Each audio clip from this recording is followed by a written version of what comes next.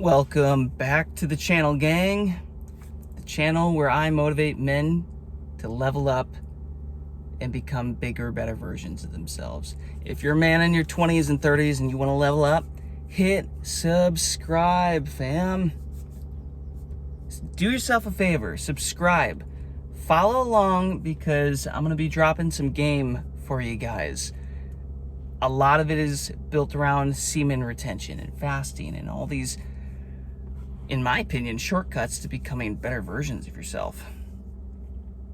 That's exciting. Leave a comment, follow along, let me know what you're up to, if you're doing this stuff or not. Yeah, join in on the fun. Now, to get to the video. You saw the title.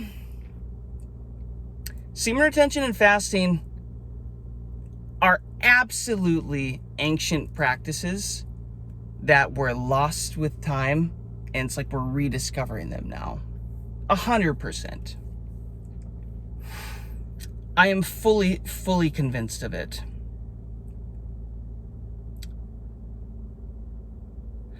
I am fully convinced that any great man in history, including Jesus, including his disciples, including all these other religions as well, and I'm not getting religious on you guys. I'm not going to push anything down your throats, but what I'm saying is the greatest men in the history of this world were absolutely holding their seed. 100%. Absolutely. Anybody who built an empire, they held their seed. You know, what's that quote? Hold your seed, build an empire. I forget who says that, if you know where that quote comes from. It might be a Napoleon Hill book. Hold your seed, build an empire. You know, you look at some of these greatest boxers and champions like Mike Tyson. That guy held his seed for years. And guess what? During that time frame, bro didn't lose. Makes you think of Samson and Delilah from the Bible, right? Samson's got superhuman strength until Delilah cuts his hair,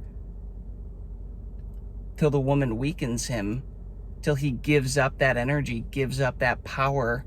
I have to think that was all, metaphors. I think that's correct. Metaphors for him giving up his sexual energy. All these men have been holding their seed. Absolutely. Now, here's the thing. My personal opinion is semen retention plus fasting. That is the next level. There was a guy that just left a comment in one of my last videos who was talking about how basically talking about how fasting is the only thing that competes with semen retention from an energy standpoint, and I 100,000% agree. Those are like the two things that can really rival each other in the amount of energy that they generate and the healing that they generate for the body. So what happens when you combine the two? That's what I've been doing. I've been, I'm on day 54 of my semen retention journey right now. My streak, I've had past streaks go to 40 days a couple times, but at that time I wasn't conscious about what I was actually doing with it. I was literally just doing it to see if I could get shit and get women. And yeah, I've got great stories that I'll share about that because it worked. But I wasn't conscious about what I was actually doing and holding on to and how valuable this energy, this life force is. And these days, I'm channeling this into learning to heal the body and fasting and just increasing knowledge, but, being able to pour my energy into I'll summarize you in the last month and a half. I did a week-long liver cleanse, straight into a 10-day water fast, took a little break, went into a 2-day dry fast. Well, before the 10-day water fast, I did what's called a Zen cleanse, which was like a gut cleanse, which required 2 days of water fasting after. And then I said, screw it, I'll just go 10. So I went 10, took a little break, did a 2-day dry fast, took a 3-day break, did a 5-day dry fast. And it's changing my life. I'm convinced this whole dry fasting thing is absolutely ancient wisdom. Now, here's the thing. I'm not just making this shit up, guys. I'm learning. You boys reading out here. If you want to learn about the whole concept of dry fasting, read the Phoenix Protocol.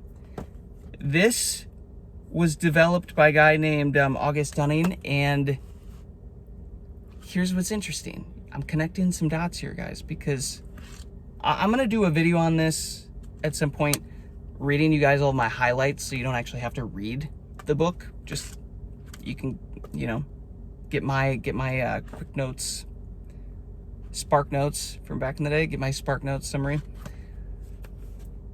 But the summary of this is that they found after thousands of dry fasts, all sorts of lengths, short ones, long ones, they found that 7 days was the optimal amount of time. So they recommend at least a 7-day dry fast.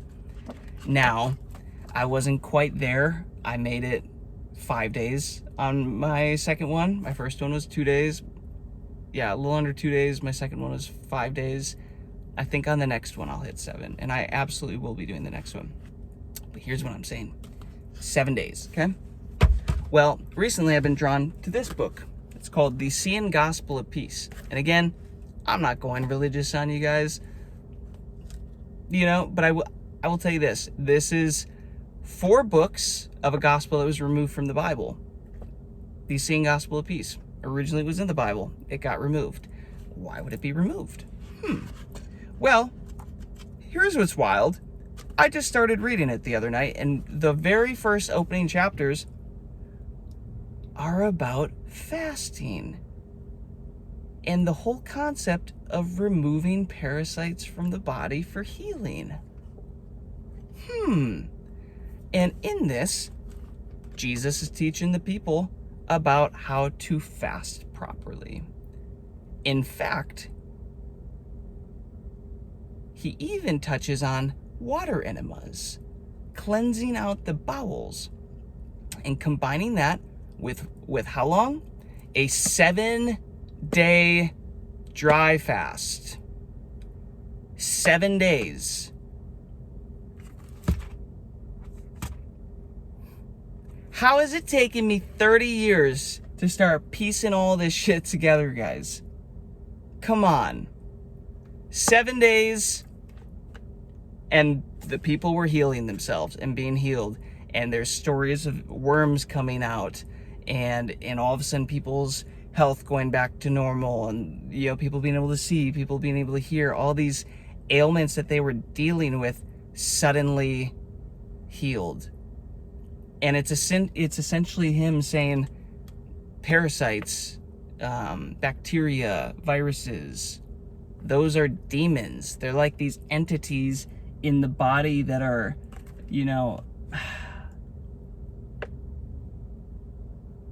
it's like taking over the person's body and leading to dis-ease and all this stuff. Sorry, every now and then I do these videos and then I see a cute girl walk past and then I have to lose my train of thought for a sec. But we back. Day 54 on semen retention, boys. Don't judge me. I've got a lot of energy stored up.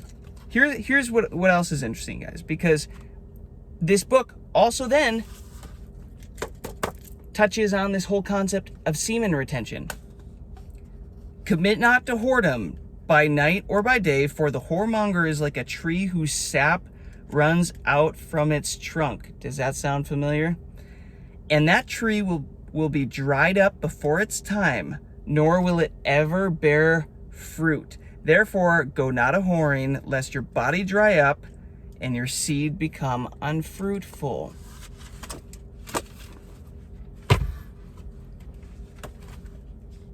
Two different books, modern, ancient. Same exact thing when it comes to fasting. Both aligned on a 7-day dry fast. One comes from a scientific perspective, and it is fascinating. If you want to get into this, you get into the cells and the mitochondria and the whole process of what your body is shifting into via ketones and not ketones, and when you switch into consuming fat, and then I'm not going to get into it. It was a great read. This one's all about science. This one is more just about ancient wisdom and spirituality, but they both align and say the same thing. Coincidence? No, there's no way. I'm convinced the greatest men in history held their seed, and I'm also very much convinced the greatest men in history had the cleanest vessel. But we have fallen from that consciousness, landed where we are. Now everybody's getting diseases and getting sick, and men are turning little bitches and not able to hold on to their energy and direct it and become something great. And because of that, guess what? The culture crumbles. You know, women start getting away with shit because men let it happen. OnlyFans. That can't exist if men wouldn't let it happen. If men held their seed, OnlyFans does not exist. If men know how to control their lust, their craving, that sexual energy, and transmute it and get a taste of what it's like to all of a sudden like have this passion. Like, guys, I'm finally I'm on day 54 here, and it's good because it was a good reminder last night. I was watching a video of another guy, and he was basically saying, when the urges become strong, it means you're getting more power. You know, that's not something to look badly upon. Like, I'm getting more urges. This sucks. No, I'm worthy of more power. This is like my vessel upgrading to hold more power that I can aim and transmute at stuff. And I'm finding that is happening. And then tonight, guys, in the last day or two, I've been getting this strong urge to start reading books again. I have a whole bookshelf of over 100 books, and I probably haven't read 40 or 50% of them. They're books that I want to read, but mentally, cognitively, I just haven't had the energy over the last years to read these things. In the last few days, even tonight, I went and just picked out all the books I was excited about and brought them to the kitchen, sat them on the table where I was doing some work, and I'm like, screw it. I'm going to start knocking these bitches out. I'm going to start going down this list and reading all these. One's about hypnosis. One's about, how to win friends, influence people, Carnegie. Obviously, the Seeing Gospel of Peace. I went through the fasting ones. There's a whole host of these things that I'm excited about. And I finally have the energy to sit down and get excited about it and read it and oh my gosh, how could I practically share this information with the men on my channel to give them bite-sized pieces of how to level up? And again, you don't have to go read these books, guys. It all stems back to the fact that I've held my seed for 54 days, and I'm becoming energized and fired up and ready to roll and excited about life again and passionate about things. If you're a man on semen retention, dude, if you're past 30 days, you know exactly what I'm talking about. If you made it a couple months, you know exactly what I am talking about. For those of you who haven't tried it or can't get past a couple days, keep going, guys. We all started there. We absolutely all started there. But it helps once you start to understand that semen isn't, guys, it's not just this worthless fluid that you release and just I'll get more. It's your life force. What do they say? 8 drops of blood to 1 drop of semen. That's the correlation. That's the power. It takes 8 drops of blood even to make 1 drop of semen. And it's full of all these minerals and nutrients. When you release, it depletes you. It literally depletes you. It depletes this energy bucket that you're born into this world with, right? And when it's full, guess what? You have a great life, great health, great luck, great motivation, great opportunities when it's full. But when you spread it meaninglessly across websites and women you don't care about and whatever, you lose it. And then your life starts to turn to shit. And you're wondering why you're depressed and you're anxious. And life isn't going the way you want. You don't feel yourself. You don't feel happy anymore. You don't feel joyful anymore. And if you're wondering, I'm talking from my own experiences. That's why I'm able to get so specific with what I'm talking about. And yeah, guys, you're going to get female attention. That is absolutely part of it. That is absolutely part of it. Enjoy it. It's great. But the conundrum is you're not getting the attention at the same consciousness you were before starting this, because now I'm at a consciousness level where I'm like, that's great. I'm getting the attention. I almost don't even want it anymore. Like, I'm caring less and less about that, because I'm like, dude, I'm on my mission. I'm on my purpose. Like, if I aim this energy at my life for another, month, 2 months, 3 months, 6 months, what happens? Who do I become? What version of me do I get to become? And is that worth a quick release for some pretty girl that doesn't care about me?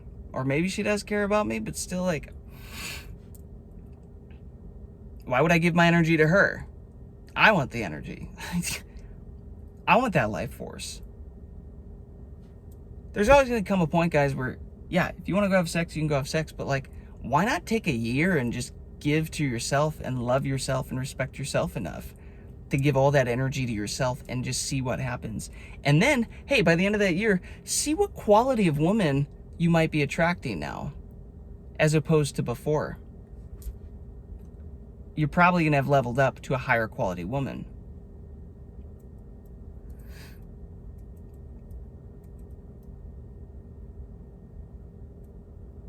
So is it worth the sacrifice? Is it worth giving up something currently, right now, in the near future, for a greater thing further down the line?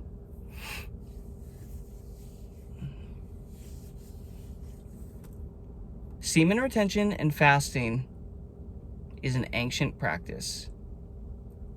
And if you men can tap into this, you will truly understand exactly what I mean, and you will become great. And I am tracking all of this for you in real time with my life, so that I have a document, that I have a video log that I can go back and say, wow, do I remember when I was at that position when I made that video, and then this happened, and like this happened, this happened, this happened, this, you know, and I can track it and have visual proof, visual evidence of how it all worked out for me. So again, if you're a man in your 20s and your 30s, if you made it this far in the video, guys, you might as well subscribe to this channel. Clearly you resonate with what I am saying. Clearly. Whether you're retaining right now or not, you resonate with something. Subscribe, catch another message, leave a comment, leave a like. Let me know what you think about this stuff.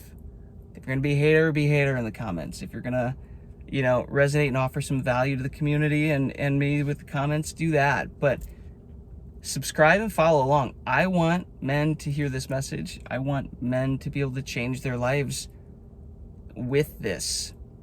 And sometimes it takes another man kicking your ass a little bit to get you in gear. Get on you a little bit. Remind you, hey, by the way, like, if you want to be a high-level man, you're going to have to kick it up a notch. Because to compete with all these other high-level men, a man on semen retention, guys,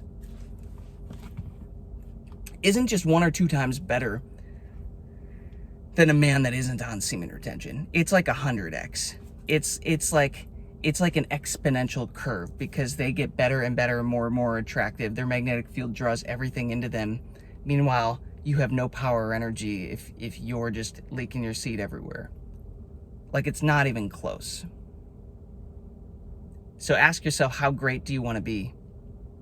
What version of yourself do you want to be in this life? What do you want your dream life to look like? Because I have a vision for my life that is so big and so powerful that it requires a lot of energy, it turns out. And I didn't even know that I would have to do this to get there. I just crafted this vision, and it's funny, once you tune into that and meditate on that and pray on that and whatever, feel the feeling of the wish fulfilled, then the path starts aligning. Then, you start walking, and then the path starts to come out. And turns out I stumbled upon this. And it turns out this is how you get to where you're wanting to go. But to get anything in life, guys, there's a trade-off. There's some sacrifice. There's some sort of energetic sacrifice. And it turns out for purpose, for great purpose, you have to sacrifice pleasure. Who said it was going to be easy? Who said life was just a walk in the park? That's a boy's world. Eventually, you have to grow up and realize, I'm a man now. I have to operate in the life of a man, from the standpoint of a man, as opposed to being a boy and just fling my seed all over the place and just not worrying about it, but it catches up to you.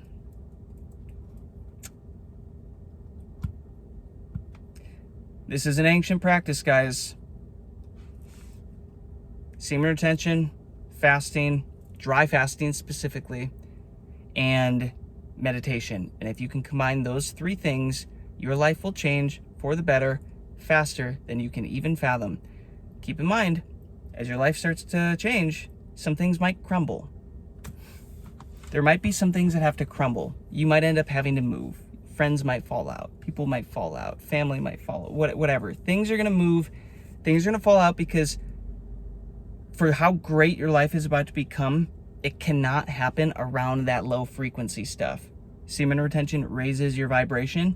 People are going to fall out, make space for the people that need to be in your life for this next level. I'm going to get more into that on another video because this one's getting long. But just remember this, guys. It is an ancient practice. There have been men for many, many, many, many, many generations that have known this.